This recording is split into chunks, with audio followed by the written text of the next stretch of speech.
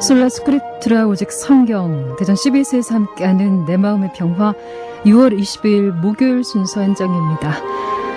우리의 일상에서 소진되어지는 것, 이 소진의 의미는 사라지다, 다하다라는 의미를 갖고 있는데 자칫 이 폭염에 체력이 소진되고 또 오후 업무의 연장선에 또 에너지들이 소비되고 또 여러 관계 속에 많은 감정들이 소진된다라고 우리가 이야기를 하죠.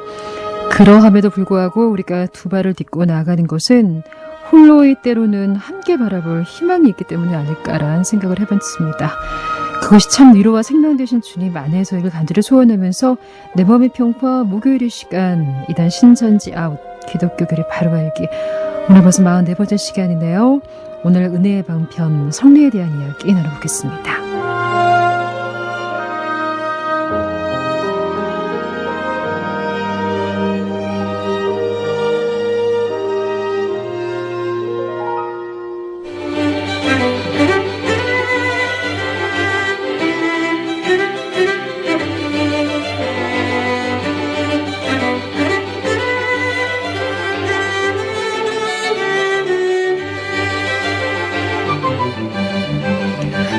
네, 목요일 시간 도움 말씀 대전 언약교회 섬기시는 장재철 목사님 모십니다. 목사님 어서 오세요. 네, 안녕하세요. 오프닝 잠깐 말씀드렸는데 정말 소진되는 것들이 많아요. 그렇죠? 네, 오늘 올 때 차를 탔는데 열기 때문에 핸들을 못 잡을 정도로. 맞습니다. 예, 그래서 뜨거워. 그렇죠? 예, 정말 뜨겁습니다. 비 간절합니다. 예. 어제도 저희 방송에서 나눴는데 이제 오는 주일에 또 오는 주일이 6.25 전쟁, 한국전쟁 발발 67주년 함께 맞는 날이어서 목사님께서도 이렇게 주일 말씀 준비하시면서 좀 어떠셨어요?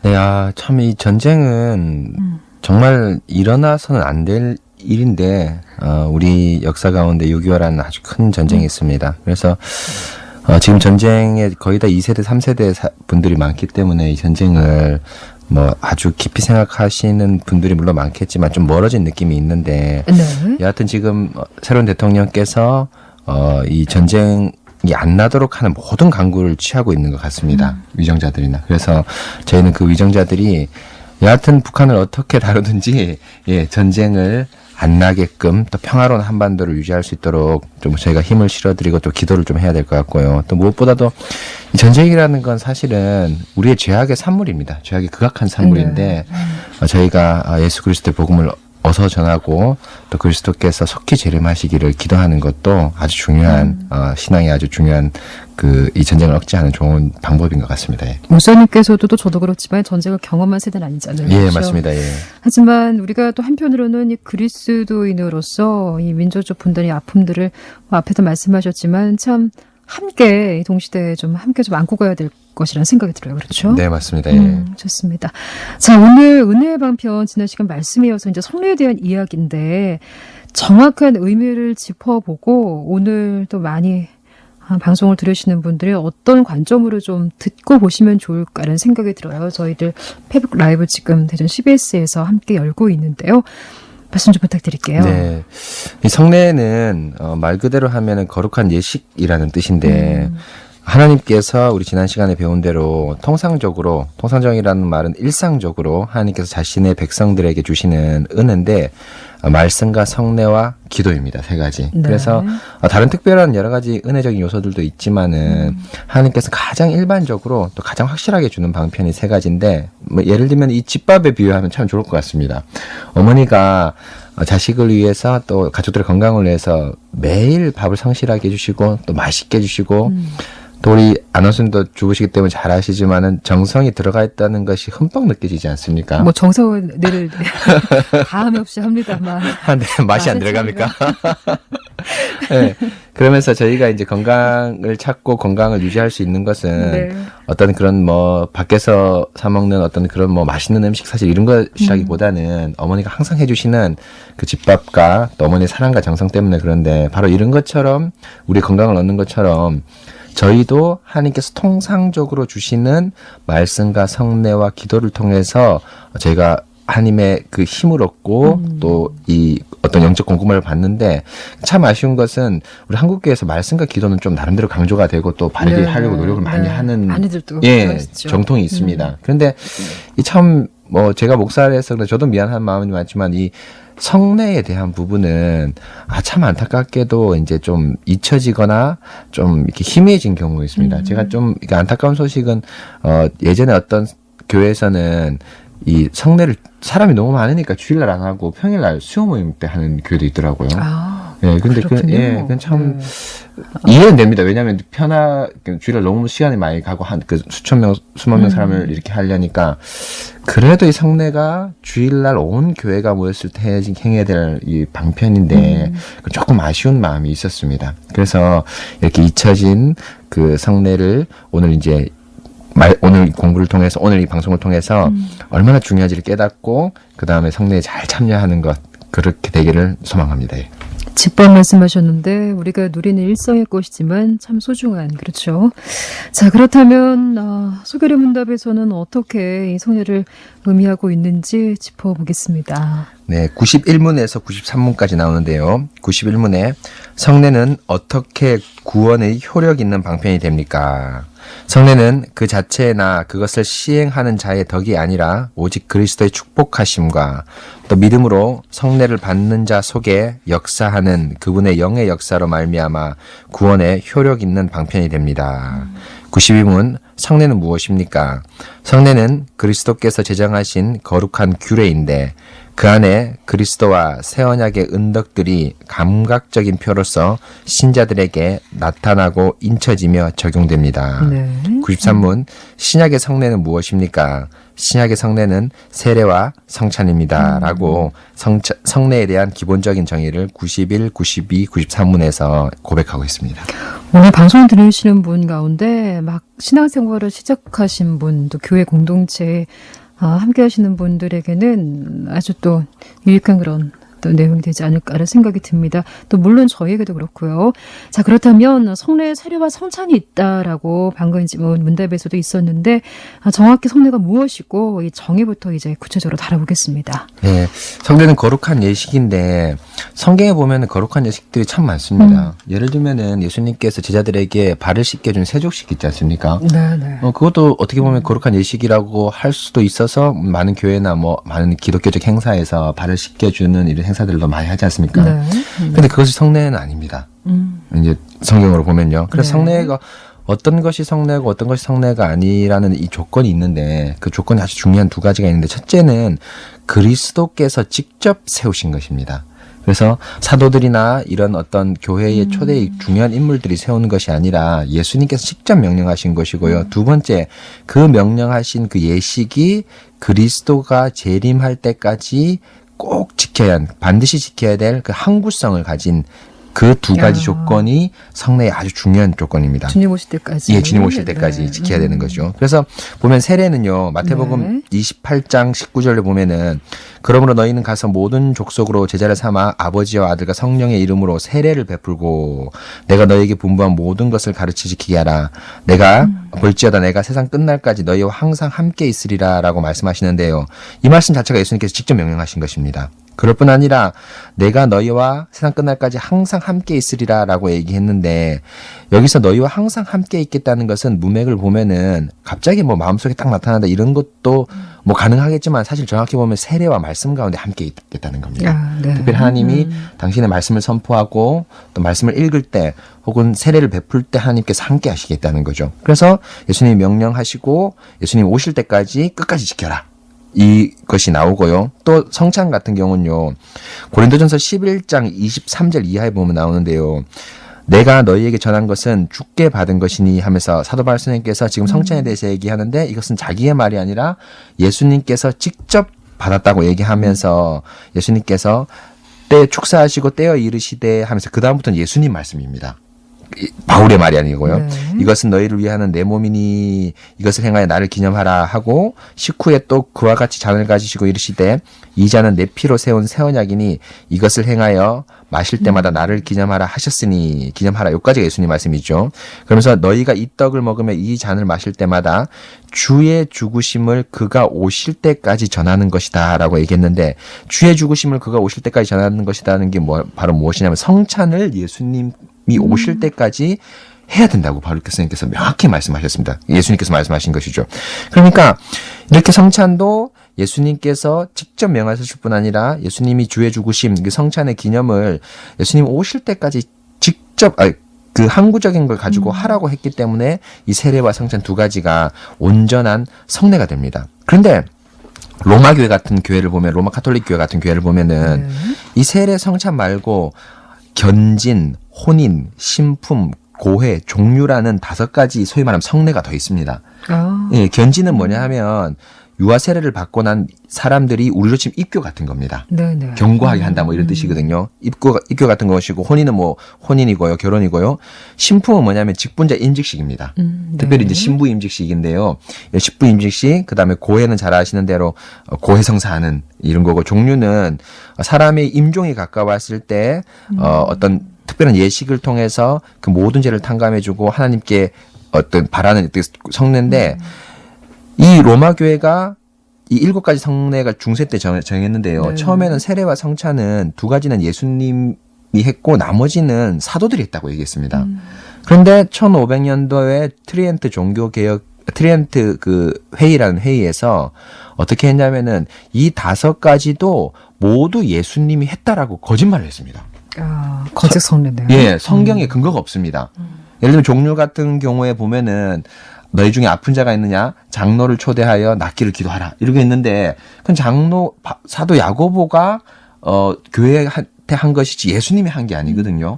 그런데 이렇게 7가지를 쭉 하는 것은, 아나운서님 보시면 알겠지만은 세례가 유아 세례거든요. 보통은 로마 교회에서. 날 때부터 죽을 때까지 교회가 성도를 잡고 있는 겁니다.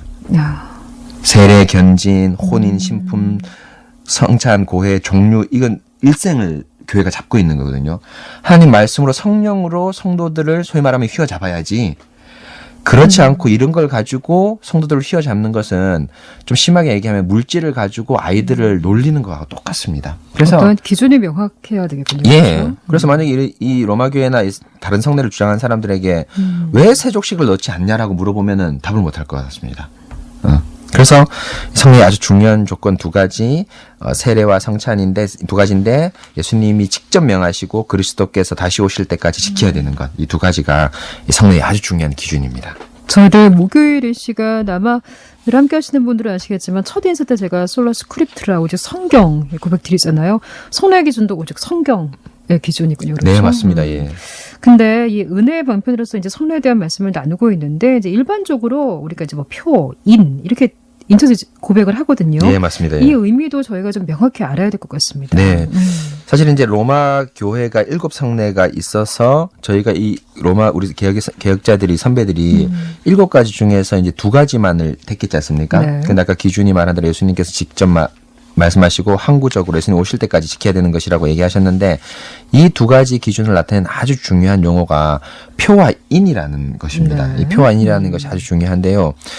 이 표와 인이라는 것은 무엇이냐 얘기하면, 표라는 것은 말 그대로 표시 이정표입니다. 저도 만약에 내비게이션이 없었더라면은 이 CBS 방송국을 찾아오는데 그 도로에 보면 표시판을 보고 찾아왔겠죠. 그래서 이 표시판을 통해서 CBS 방송국이 300m나 500m 앞에 있다는 것을 확인하는 것입니다. 그래서 이 성례는 뭘 확인하냐 하면은 내가 하나님의 백성이 된 것을 확인하는 표시입니다. 그리고 인이라는 것은 뭐냐 하면은, 우리가 인은 도장인자거든요. 어떤 문서가 효력을 잇기 위해서는 이 도장을 쾅 찍어서 이것이 참으로 내 소유가 맞다고 도장을 탁 찍지 않습니까?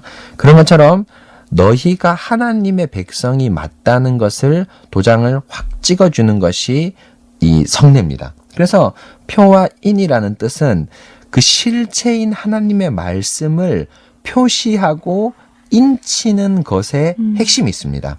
그런데 이 표와 인이라는 것은 우리 개혁자들이나 선배들의 머리에서 나온 게 아니고 성경에서 나왔습니다. 로마서 4장 11절 보면, 그가 할례의 표를 받은 것은 무할례 시에 된 믿음으로 된 의를 인친 것이니라고 되어 있는데, 그래서 할례의 표, 그렇죠?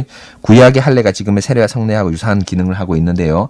할례의 표도 바로 뭐냐면, 이 할례를 통해서 너가 하나님의 백성이다 표시를 딱 해주고, 무할례 시에 된 믿음으로 된 의를 인친 것이다라는 것은 바로 하나님께서 그 믿음을 주셔서 너를 하나님 백성으로 삼았다는 그 표시를 도장으로 꽉 찍은 겁니다. 그래서 이 표시와 인이라는 이것이 할례인데 그 할례의 의미를 고스란히 저희가 세례와 성찬, 성례를 통해서 받은 거죠. 그래서 사실은 이 세례 성찬이 아주 중요한 이유 가운데 한 가지가 이 표와 인이라는 용어 자체가 중요한 것 가운데 한 가지가 표와 인은 그 자체로는 아무런 의미가 없습니다. 그러니까 이제 뭐 단순히 상징적으로 볼 때는 그렇죠. 그런데 이것이 가리키는 실체하고 연결될 때, 말씀과 연결될 때 효력이 있는 겁니다. 그래서 로마 교회 같은 교회를 보면은 원래 로마 교회의 중심은 설교가 아니고 성례였거든요. 지금은 설교나 소위 말하면 강사를 하지만 1900년도 초까지 1900년도 중반까지 로마 교회는 각 교회에서 라틴어로 설교를 했습니다. 네.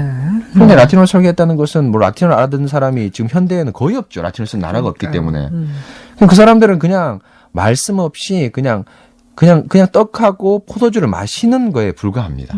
그러니까 이런 떡하고 포도주를 먹는 것은 밖에서 떡하고 포도주를 먹는 거하고 동일하죠. 그래서 개혁자들이 표와 인이라고 항상 나타내는 것은 이것은 그 자체로 의미가 있는 것이 아니라 네. 항상 선포된 말씀하고 연계되어 있을 때 의미가 있는 거죠. 그래서 우리 여러분들 그 교회에서 성례를 베풀 때 항상 보면은 세례 받을 때는 교육을 합니다. 네, 네. 왜냐하면은 교육을 해야지 세례의 의미를 알죠. 네, 네. 또 성찬을 하기 전에는 이것은 주께 받은 것이니라고 하면서 성찬에 대해서 고린도전서 11장 말씀을 읽어주거나 네, 맞습니다. 혹은 그 전에 설교를 통해서 성찬이 어떤 의미인지를 명확히 안 다음에 성찬을 먹을 때 그 표시하는 바가 뭔지 알 때 성례가 아주 의미가 다가오는 거죠. 그래서 맞습니다. 표와 인이라는 건 이렇게 중요한 의미가 있습니다. 목사님께서는 세례 언제 받으셨어요? 제가 중학교 3학년 때 저는 세례를 중학교 받았습니다. 2학년 때. 아, 그래요? 선배님이시네요. 무슨 말씀이에요? 준비하면서 예. 정말 이거 잊고 있던 순간인데 너무 명확히 기억이 나는 거죠. 근데 사실은 그때 세례 받을 때 나는 과연 이렇게 두 손 모으고 어떤 고백 드렸을까? 예. 참 그래요. 예. 저도 처음 10대 때. 예. 아까 전에 처음에 우리 초반부에 얘기했던 것처럼 예. 조금 아쉬운 게 저도 이제 세례를 하고 성찬을 할 때 이제 제가 학생 때 조금 교육이 좀 더 잘 되면 어떨까 이런 좀 아쉬움이 있습니다. 세례 받을 때 예수 믿지, 예, 아멘입니다. 그런 믿음만 하긴 했는데 그것보다 예수를 믿는 게 어떤 것이고 또 하나님이 어떤 분인가 이런 걸 조금 더 자세히 설명해 줬더라면 그 세례나 성찬의 의미가 훨씬 더 풍성하지 않았을까 그런 조금 아쉬움이 있습니다. 예. 근데 예배 가운데 드려지는 이제 성찬은 그래도 정말 이렇게 시간이 지나고 나이가 들어감에 따라 정말 다르게 다가오는 것 같아요. 네, 그렇죠? 맞습니다. 그런데 우리 아나운서님도 잘 지적했듯이 이 세례나 성찬이 아주 중요한 것이 특별히 세례가 이걸 나타내는데요. 세례가 한 번 하고 끝이 아니라 세례가 우리 마음 가운데 인쳐져서 평생토록 세례를 통해서 우리가 은혜를 받게 되어 있습니다. 아멘. 그래서 칭의는 한 번밖에 받지 않지만 칭의의 효과가 영원한 것처럼 세례 역시도 한 번 받지만 그 세례가 주는 효력은 우리가 매주 예배와 또 우리 경건생활에서 경험하고 있기 때문에 지금 공부해도 늦지 않습니다. 열심히 공부해서 세례 받았던 그 시간을 예. 떠올리면서 예. 좋습니다. 말씀에 실제 깨어있는 저희들이 됐으면 좋겠네요. 자, 지금 시각이 1시 48분 31초 지나고 있습니다. 잠시 쉬어갈게요. 주는 그리스도 나의 왕이시요 살아계신 하나님의 아들 나의 구주시라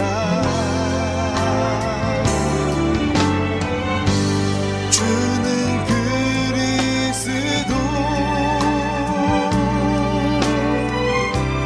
나의 왕이시요 살아계신 하나님의 아들 나의 생명이라 지금 여러분은 기독교 정통 교리를 대전 CBS 내 마음의 평화를 통해 듣고 계십니다. 저는 대전 언약교회 장재철 목사입니다. 자, 계속해서 말씀 나누겠습니다. 자, 목사님, 그렇다면 이 성례가 말씀과 어떤 관계가 있고 또 말씀에 대해서 성례가 이제 어떤 기능을 할까를 오늘 마무리에 좀 구체적으로 들어봤으면 좋겠습니다. 네, 금방 말씀드린 대로 세례가 이제 표와 인이라는 것에서 사실은 이것이 발생하는데요. 그러니까 성례가 표와 인이라는 것에서 이게 발생하는데 말씀과 성례는 하나님께서 주시는 분명한 동일한 은혜의 방편이지만 기능면에서 조금 차이가 있습니다. 아, 어떨까요? 말씀은 우리가 없는 믿음을 불러일으키고 또 그 불러일으키는 믿음을 굳건하게 강화하는 역할을 합니다. 두 가지 기능이 있습니다. 일으키고 강화하는 역할을 하는데 성례는 믿음을 불러일으키지는 못하고 다만 말씀을 통해 불러일으킨 믿음을 강화하는 역할을 합니다. 그래서 표하고 인친다고 로마서에서 말씀합니다. 그래서 아브라함이 거듭난 것은 할례 때문이 아니라 하나님께서 내가 너를 모든 민족의 아버지로 삼겠다라는 그 하나님의 말씀 때문에 아브라함의 믿음이 생기고 본토 친척 아비의 집을 떠났죠.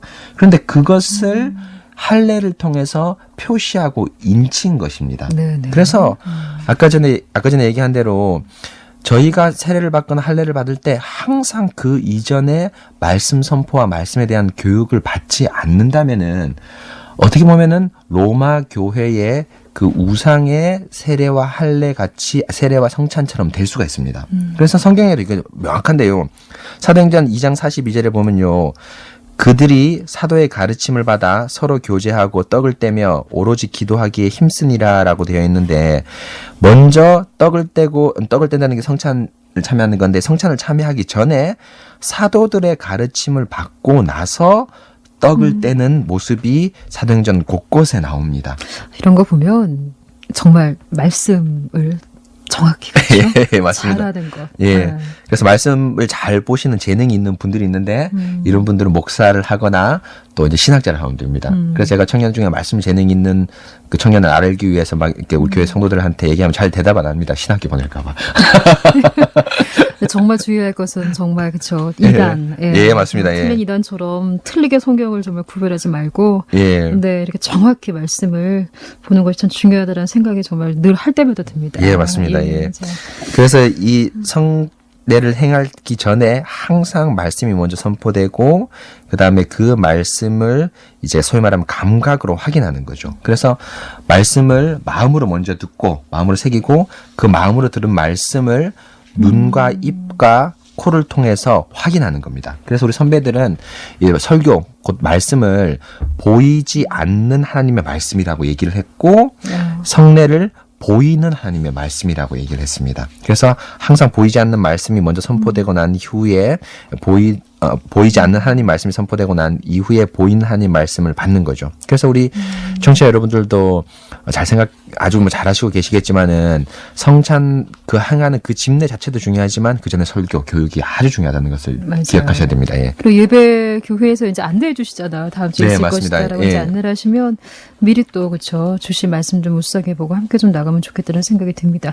그런데요. 이런 질문할 수 있잖아요. 우리가 이제 말씀 오직 성경이라고 이제 말씀을 드렸는데 하나님께서는 우리에게 오직 말씀만 주시지 이러한 성례들을 왜 굳이 주셨을까? 예. 특별한 이유가 분명히 있으실 거라는 생각이 예, 들어요. 맞습니다. 말씀은 사실 성례가 하는 기능을 다 포함하지 않습니까? 네네. 근데 그 말씀만 주셔도 될 텐데 하나님께서 이 성례를 주신 아주 중요한 이유가 있는데 그것은 바로 하나님께서 저희를 영만으로 지은 것이 아니라 육으로도 함께 지었기 때문입니다. 야. 그래서 아주 뛰어난 선생님은 교실에서 이론을 잘 가르치고 실제 실습을 통해서 그것을 확인하게 함으로 그 이론이 맞다는 것을 증명하는 것 아닙니까? 그런 것처럼 우리 하나님께서 우리의 영육의 필요를 알고 영의 말씀을 보이지 않는 설교 말씀으로 선포하게 하시고 또 육의 말씀을 눈으로 보이는 말씀 세례와 성찬을 주심으로 말미암아 우리의 영육을 위한 완전한 배려의 말씀을 주시는 겁니다. 그래서 대표적으로 이사야 6장 6절 7절을 보면은 이사야가 하나님을 만나서 하루다 나야 죄인이로다 나로 망하게 되었다 얘기하니까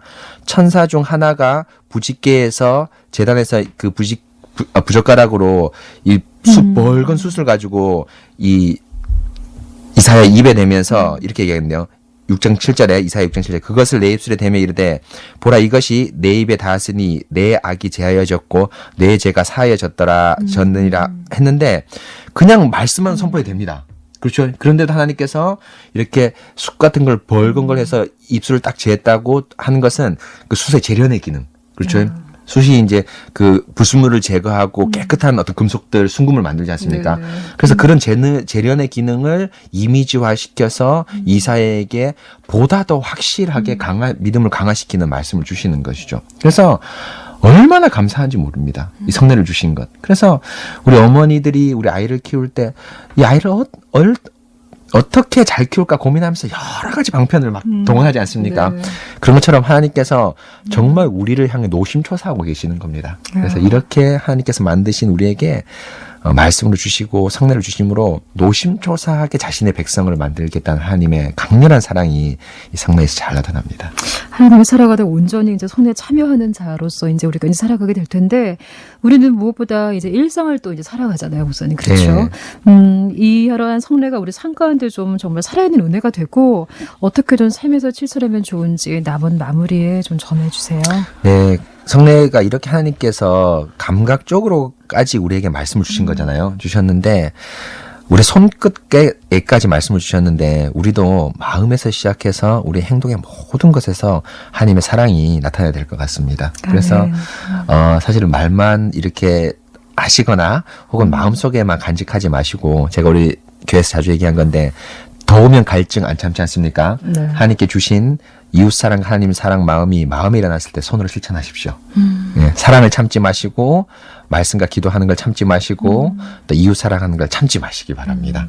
예, 해가 갈수록 뜨거워지잖아요. 예. 우리 삶도 좀 뜨거워지기를. 네, 좋습니다. 자, 오늘 도움 말씀 대전 언약교회 전재천 목사님 감사를 드리고요.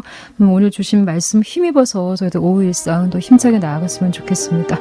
오늘 귀한 말씀 감사드리고요. 다음 주 벌써 6월 마무리하는 주에 뵙겠습니다. 네, 맞습니다. 예. 네. 감사드려요, 목사님. 인사드릴게요. 감사합니다. 네, 고맙습니다.